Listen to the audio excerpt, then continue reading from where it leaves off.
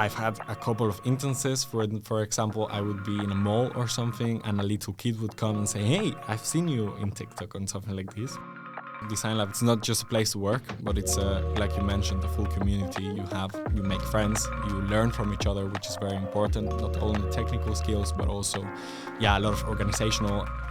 What were the challenges for you in AI Call? Oh, wow, hundreds, millions. I could talk forever about challenges, I think.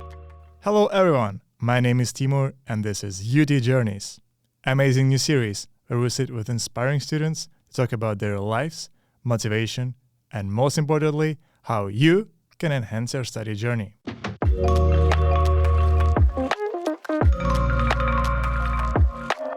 Today, we're having a talk with Jorge Davó, who is a third-year creative technology student.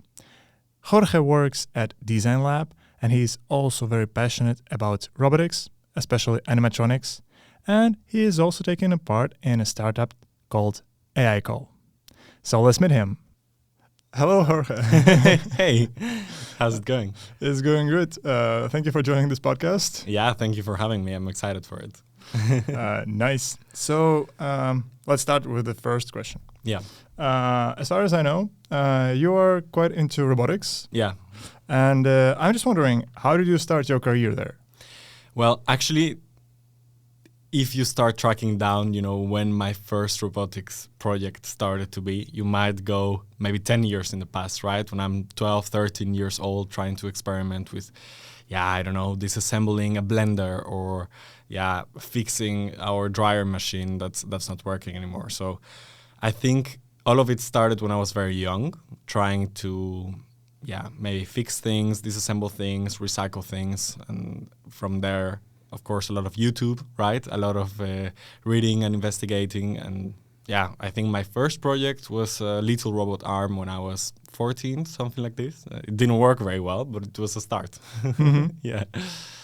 Yeah, and since then, of course, it has never really been my main goal. Well, it is my main goal because that's what I want to do after uni, for example, but it's never been, for example, the focus of my high school. And now when I'm here in the university, I do creative technology. I study creative technology, and it's also a big part of it, right? But you maybe get an introduction, a little hint of robotics, but it's not really the main focus on creative technology. So finally, I think I'm in a stage where I'm incorporating it more and more into my daily activities, right? So I can really take time and work on it, and it's not a hobby anymore. So I'm quite happy for that. Yeah, so you made it kind of a jobby. Yeah, exactly. Yeah, so I've started to work on it more professionally, you could say. Mm-hmm. And can you tell us a little bit about your robots? For instance, what was the most exciting robot you made? Yeah, so maybe it's nice to talk a little bit about what kind of robots I do, because here at the UT, for example, there's a lot of social robots, and there's a lot of, maybe robots that are made for a specific use or a really, complicated task, in a space shuttle or something, I don't know.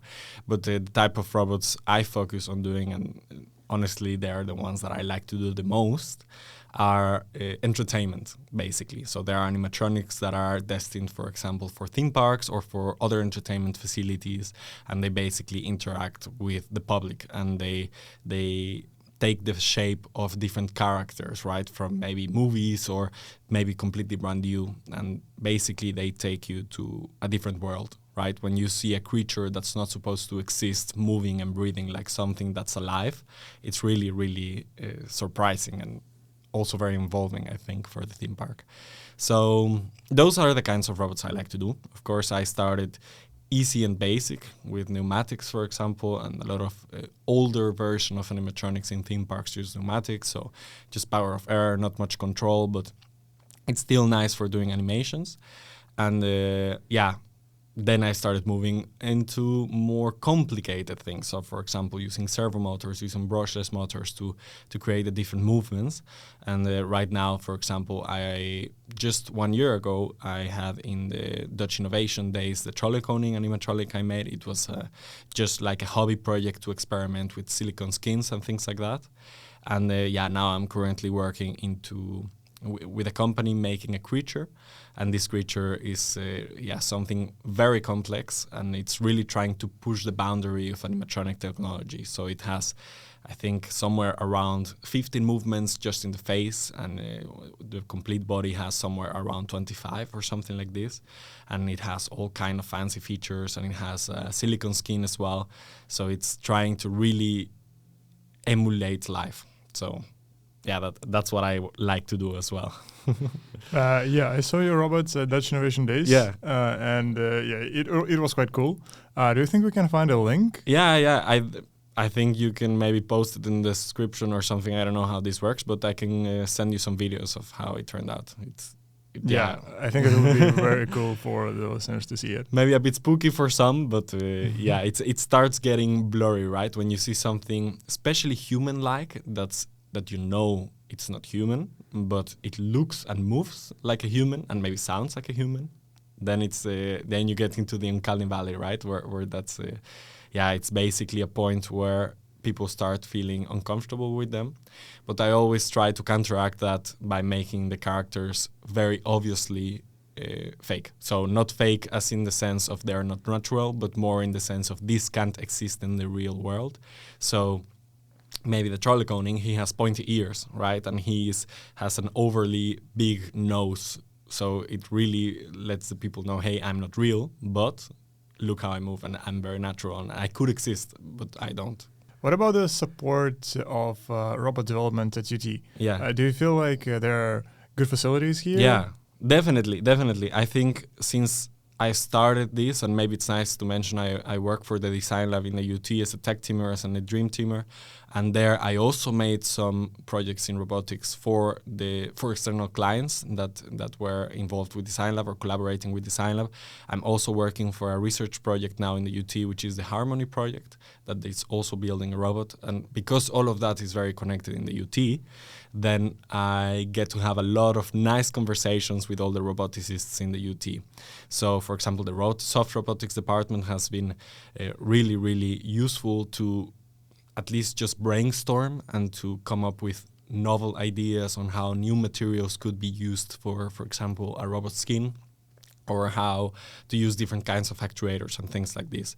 So in the UT, robotics is happening everywhere, right? So it's not maybe bounded to the Department of Robotics, but it's always expanding, and I think it goes for social robots perhaps in psychology, and it goes maybe in creative technology more targeted towards entertainment, or maybe some kind of interaction, right? Human media interaction and things like this. So I think the whole UT has a lot of robotics things going on. And that for me is great. Yeah, definitely. And what do you think about the future of robotics, for instance, on campus? Do you feel like we will see delivery robots in some near future? Yeah, so actually it's funny you mentioned that, because I think, maybe I could be wrong, but I believe there's a project already working on that. So there is someone along the UT, as we've mentioned before starting this, the UT is so big and complicated that it's very hard to keep track of all the things that are going on. But I believe there is already some department somewhere working on something like this to see what's possible, right? Just to explore the possibilities of perhaps deliveries or transport, or maybe just guidance, right? When a new student is here, maybe instead of having guides, you would have little robots taking them around. I don't know, but I think no matter what happens, it's going to be great. I don't think we are in that point where we're going to be conquered by robotics or something like that. They're still very complicated. And for a robot to get to a point where it could make another robot, we are 100 years away. So we shouldn't worry about that very much, I guess. Yeah, but with the fast development of artificial intelligence, Yeah, you never know. Yeah, the digital size is really, really advancing very quickly. Actually, the robot I was talking to you about that has a lot of movements and it's very complex. It's gonna have something that we've called adaptive interaction. So it's not longer anymore just like a recording that plays back on a loop, for example, but it's really kind of behaviors that are changing depending on some inputs of the outside world. So it's all more, more natural and more more organic as well.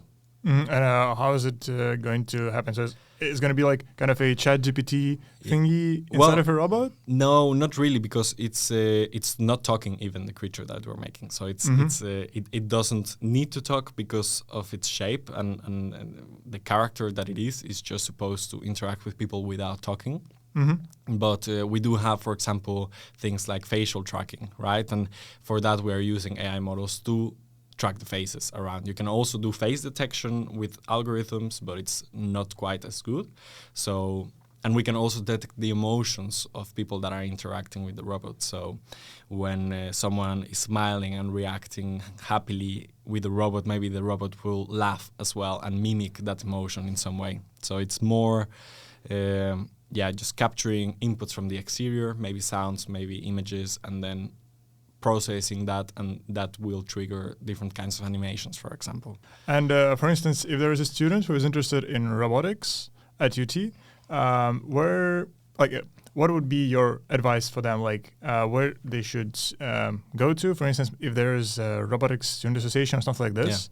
Yeah, so I'm personally not involved in that because specifically it's really not what I am aiming to do. So, for example, there's not an animatronics department or an animatronics association or something like this. Of course, there's robotics masters, so you probably heard of it. It's a huge science everywhere, and we had some huge robots on campus to announce it as well. Oh, it's the new one, right? Yeah, it's very brand new. I'm considering doing that as well. I'm almost finishing my bachelor's, and I'm looking for a master. So I'm really looking forward to maybe go on that track. But if there's a student in the UT that's interested in robotics, first I would tell him, okay, what part of robotics are you interested on? Because there's hundreds and there's just so many types of robotics and different directions you can take.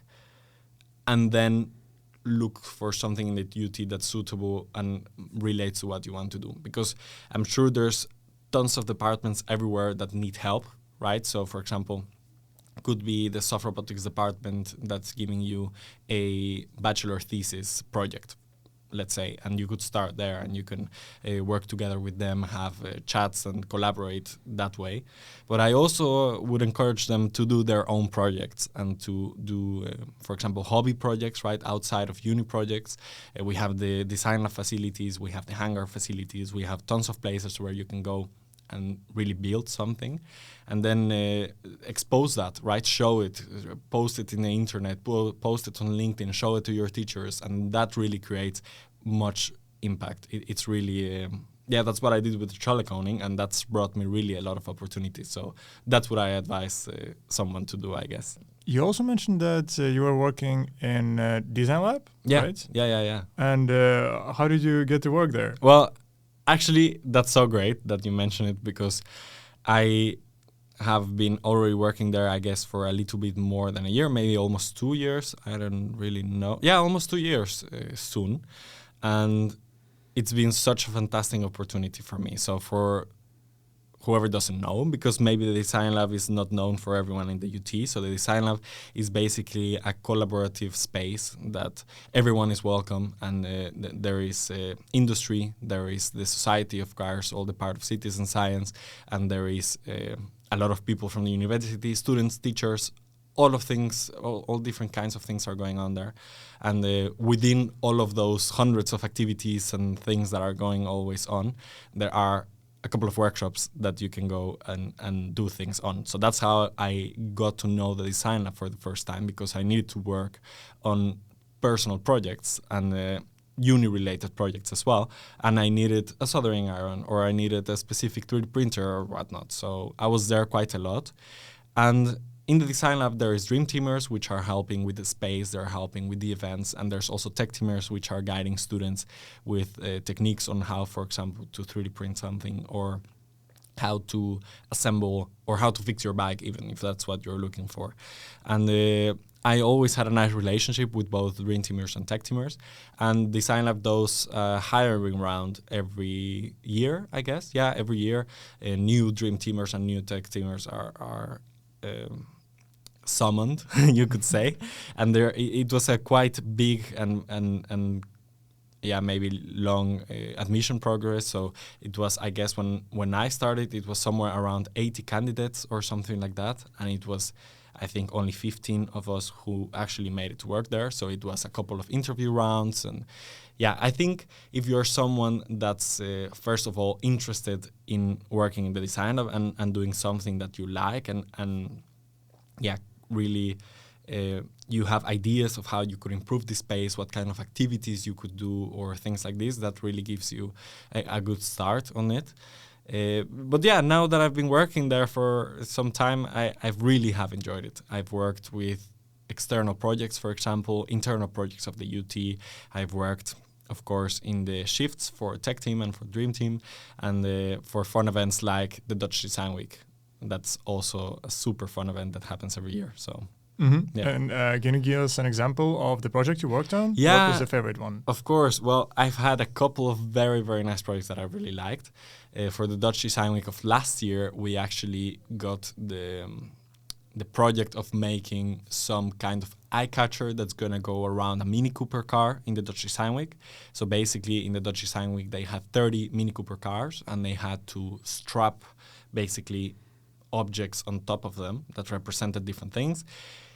We were representing the UT, and we needed to make something for that, so we made a giant fiberglass mushroom that was on top, and there's a very long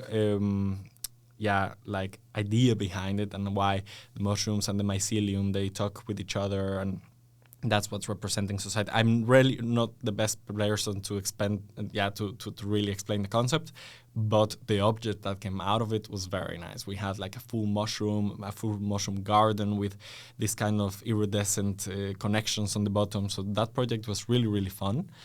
The project of this year for the Dutch Design Week was the cookery, and that was also very cool. It was basically an analogy for responsible futuring, which is a technique that's used in the Design Lab, and we made that tangible through the analogy of cooking. So you had the past, which represented the pantry, you had the present, which was like a fake cooking station, and then the future, which was a table where you could eat.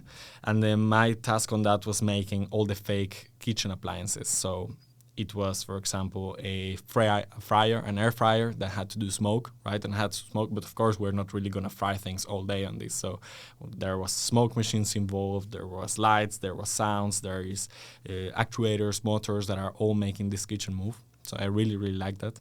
And we also worked on this was almost a year ago, and we worked with the Safety and Security Campus of the Netherlands to develop some kind of robotic help that could help potentially, this is all theoretical, but it could potentially help policemen or firemen in risky situations. So we worked for that as well, and we got to play with a very nice robot dog, which was also very fun.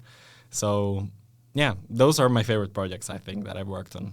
But there's many more. There's always things going on there. So if you are interested in doing something, or you are looking for ideas, definitely go to the DesignLab to take a look.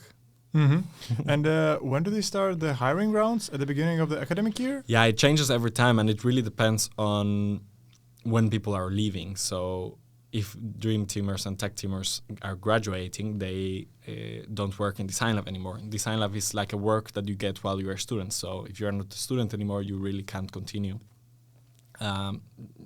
So I guess it depends every year. Sometimes around April, May, I think, something like this. Last year, I guess it was almost in June or July, but I'm not very sure. So you can check the website, and probably you will get more information there than one I can give you.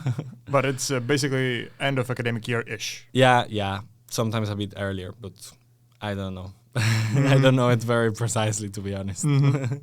Got it. And do you like working at DesignLab? Oh, I love it. How's the community? It's amazing. Really, all Dream Teamers and Tech Teamers, if you are listening to this, I love you. No, really, but honestly, it's not just a place to work, but it's like you mentioned, a full community. You make friends, you learn from each other, which is very important. Not only technical skills, but also, a lot of organizational. And really, when you're working in the DesignLab, you have to put the T-shirt sometimes of being a project leader, which I am doing, for example, for the DesignLab University workshop. So, intro to 3D printing, intro to laser cutting, all of those kind of things I coordinate. But there's also sometimes that you have to do technical things, so you really learn a lot of things for yourself. So I really like that. And of course, always having fun. It's always fun there. There's always, there's not a moment where I am in DesignLab that I'm not having fun. And every time I go to DesignLab, I see people in green T-shirts, the workers.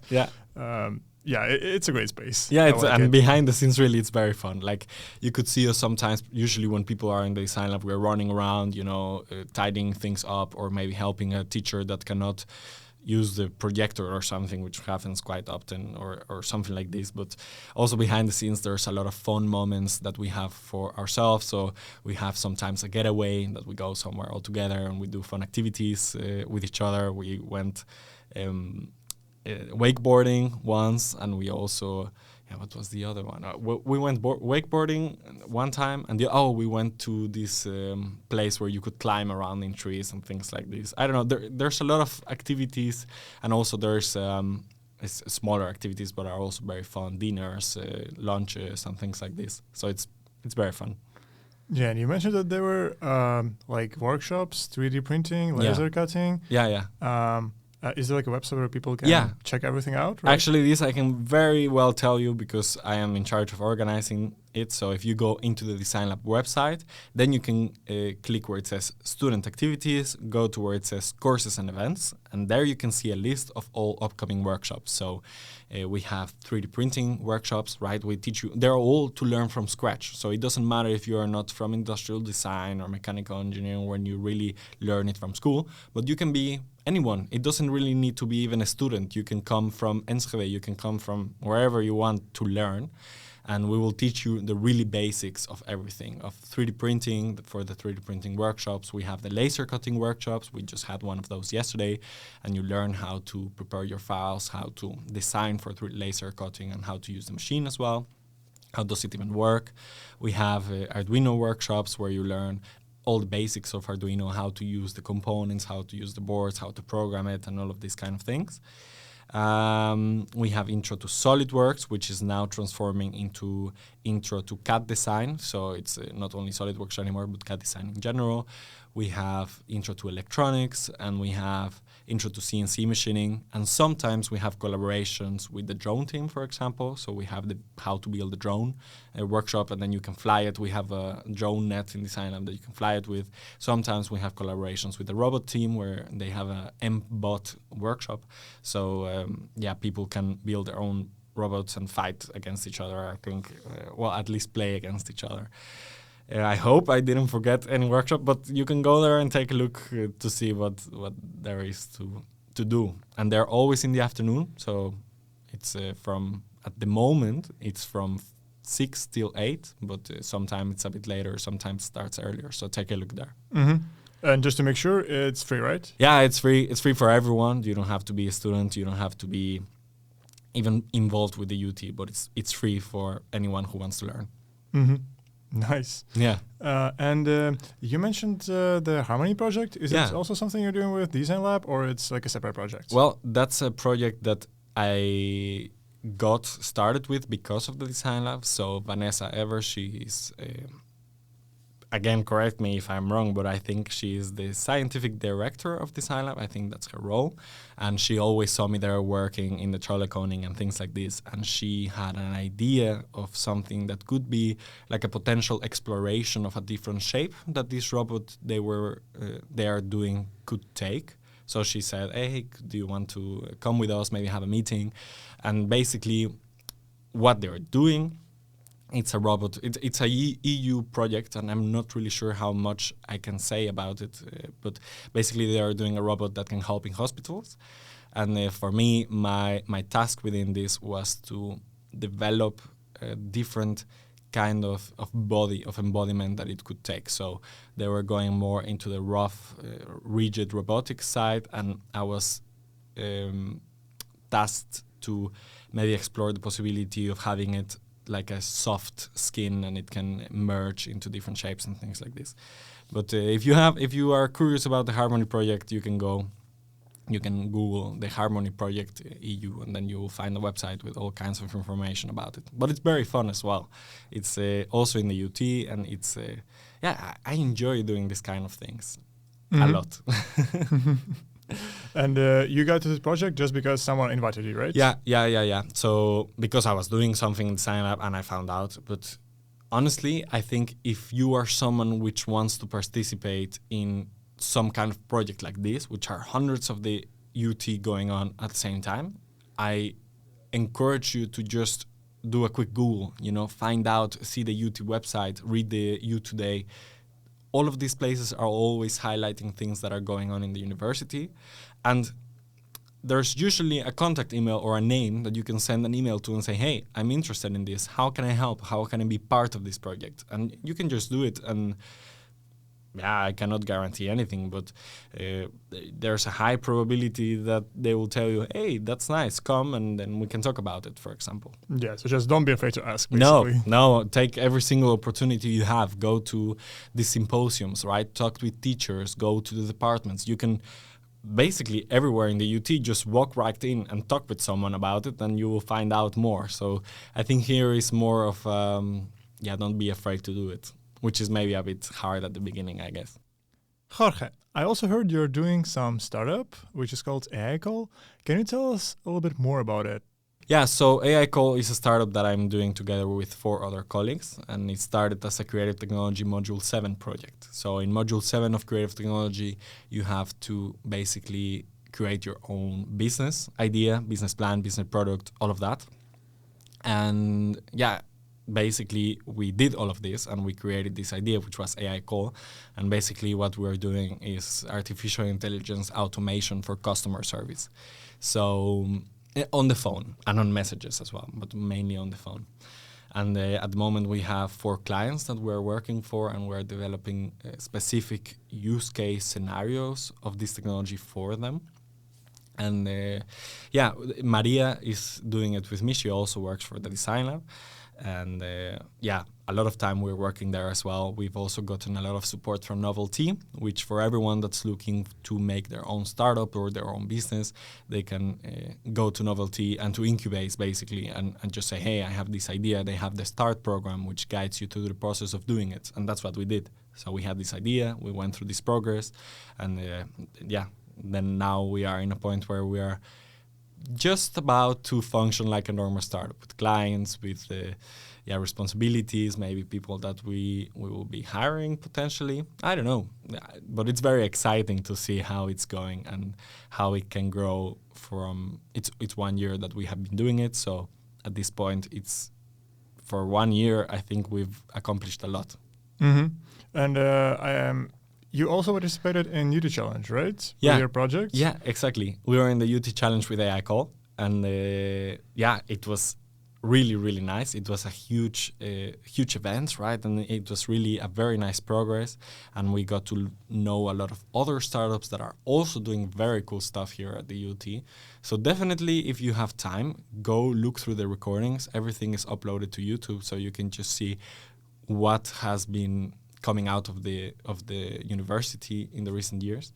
And actually in that challenge we won the 40U Impact Award, and that took us to some other challenges, and that has also given us a lot of exposure within the UT, and also with clients, for example, that heard about us because we were in the UT Challenge. So if you have an idea or you have a startup, definitely look into the UT Challenge. Mm-hmm. And I think it doesn't really even take that much time. No. Like 20 minutes, I think, the videos, if you want to see the finalists. Yeah. Because they have 1 minute speeches. Yeah, exactly. So take a look. And the UT Challenge itself, it's also very fun. There's you learn a lot during it. There's workshops, there's events, and you also get to meet a lot of clients, which is also very nice. That's what we met one of our partners there. So that also gives you some entry to the business world.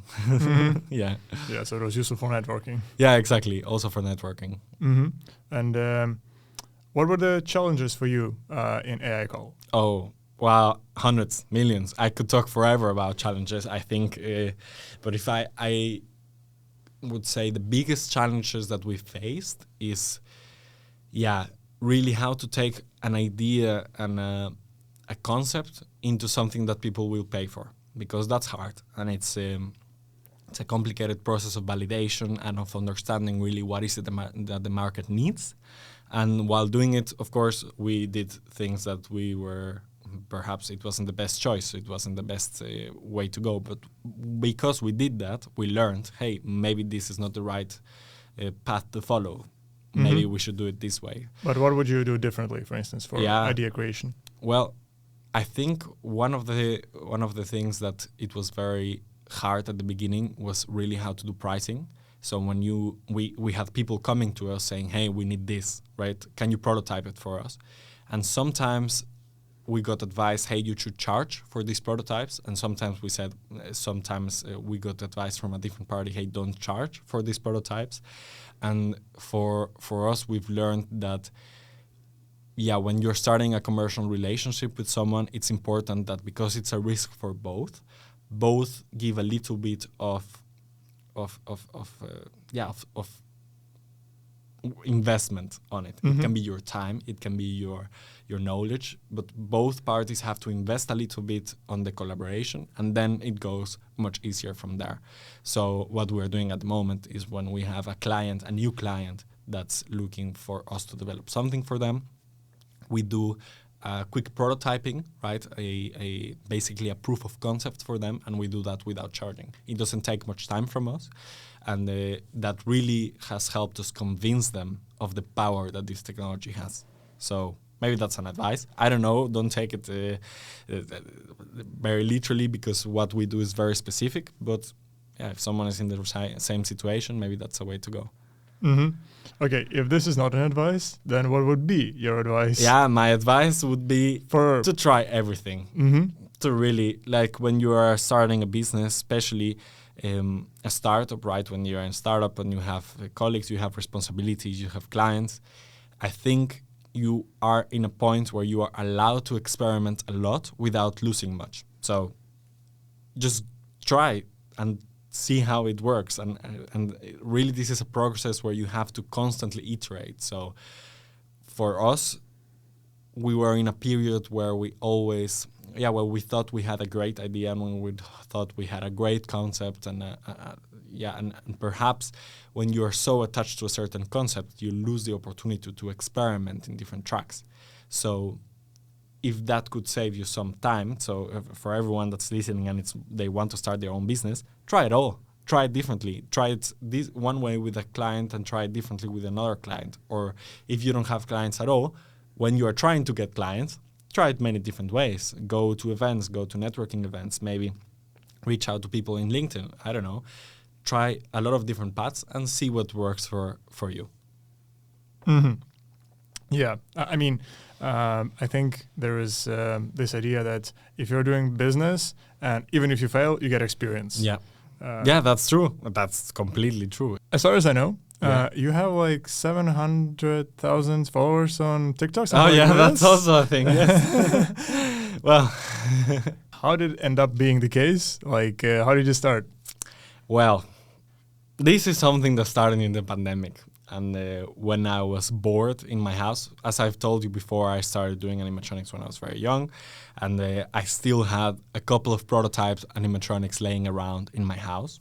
And TikTok started to be a thing. Everyone was locked in their house. And I had nothing else to do except to focus on building more robots. And that's what I started doing.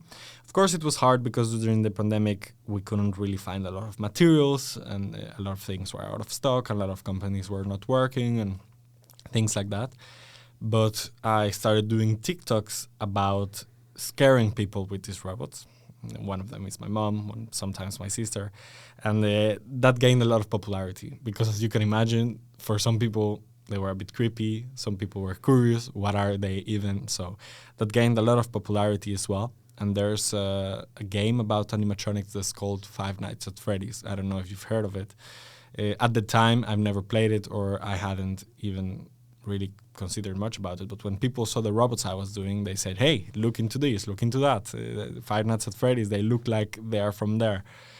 And because I had videos where there was 100,000 comments asking me to build a robot from Five Nights at Freddy's, that's exactly what I did. And that also gained me a lot of popularity on TikTok and on YouTube as well. And it also created some international scandals as well, because people thought that I was building these robots for a movie about Five Nights at Freddy's, and I was in the news in the United States, but no one knew where it was coming from or where it was recorded, right? It was just me in my garage, working with these robots. So that was a lot of fun. Then I got to go also be interviewed by people about, hey, what are you doing? Is it from a movie, or are you working on a restaurant for these kind of robots? Of course, that wasn't the case. But since then, I've left my TikTok life behind a little bit, mainly because it took a lot of time for me, and because now I really wanted to focus on my studies and or developing other projects. But I still have my account and my YouTube account, so perhaps soon I'll upload more content. I don't know. I'm not sure. Yeah, but it sounds like a cool story, Yeah. It really was a lot of fun working on these videos. It's and also seeing people's reaction to these kind of robots, it was very nice. Mm-hmm. And how did you deal with all the popularity you got? It wasn't so. When people say that if you're famous on TikTok, it's like being famous, but not so real. It's not tangible. And for me, that was really the case. I've had a couple of instances. For example, I would be in a mall or something, and a little kid would come and say, "Hey, I've seen you in TikTok," on something like this. But apart from that, I didn't have much problem with anything related to that. And I actually tried to take advantage of all of this that was happening. So I started making animatronic kits, and I started selling animatronic kits on those videos, and that worked pretty well. And it stopped when I came to the Netherlands to start studying creative technology. Oh, so that was So you made kind of a startup. a little one. Yeah, of course it was. At the end I think it was somewhere around 60 of these kits that I've sold. So that was really nice. But I would like to also spread this knowledge, right, on how to get started with animatronics. That's what I do in the DesignLab with the workshops as well. So perhaps maybe my TikTok and my YouTube and everything will start going towards educational content. But later, when I have time to do it, because as you know, it takes a lot of time. I can imagine. Yes. And the last question of today, if you were about to do your studies again, what would you do differently? Well, I don't think I would, if I would do creative technology again. My only regret could be not saying yes to enough opportunities. So if you have really an opportunity, a project coming up, just say yes. You will figure out how to do it later, but just do it, right? Whenever you are in university, you are in this time where you're expected and hopefully you want to do it because it's born within yourself that you want to improve yourself. So there's tons of opportunities and things that will come in your door. And whenever something comes up, just say yes. And maybe it takes time, maybe it takes effort from you, but I'm sure you'll figure it out. And at the beginning, maybe I was a bit scared. Oh, if I say yes to this project, it will take a bit of time from my studies, and I don't know if this or that. And at the end right now, or at the moment I've said yes to so many things, and it's brought me to so many places. So I advise you to do the same. That's a great idea. Yeah. Thanks for joining the podcast. Yeah, thank you for having me. And see you all in the next episode. Yeah, see you. Subscribe.